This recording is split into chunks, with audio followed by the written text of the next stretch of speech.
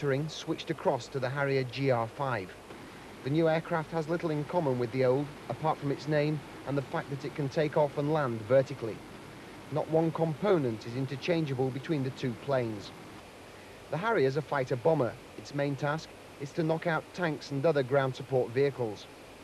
Pilots flying the GR5 say it's superbly equipped for that task. Perhaps the biggest design change is the plane's extra thick wings. They carry nearly twice as much weight as the old Harrier, allowing extra firepower. They also house fuel tanks, allowing a far greater range.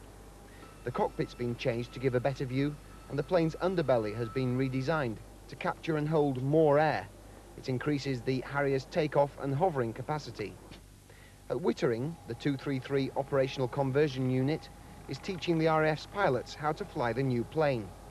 They seem to love it. Everybody goes away with a smiling face. The GR5 is half American and half British. The front fuselage and wings were built by McDonnell Douglas, the rear section by British Aerospace, and the engine by Rolls-Royce. It carries some of the world's most sophisticated airborne computer systems. Though we weren't allowed to film the cockpit, it's classified information. But there have been snags. The GR5 has its own oxygen-making equipment for high altitude, but the RAF are converting that to a system which makes air. Design problems mean most of these planes can't yet fly at more than 10,000 feet. And there's been a delay introducing the GR5 after a test pilot died last year. Nobody knows why he mysteriously fell from his cockpit.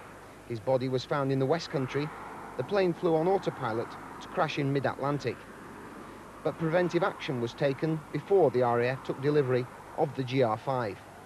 There have been certain minor modifications to the ejection seat to give a protection to a particular rod, and the oxygen system has also undergone some detailed technical modification.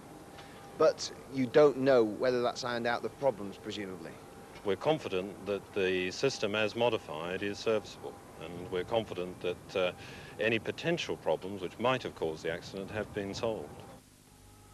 The old Harrier should be phased out by the end of next year. It's been a frontline attack aircraft for 2 decades. Most RAF Harriers are now at the end of their lives. A few will be kept on in Belize. But today, it was the turn of the GR5, the RAF's newest recruit, to take centre stage. And very impressive.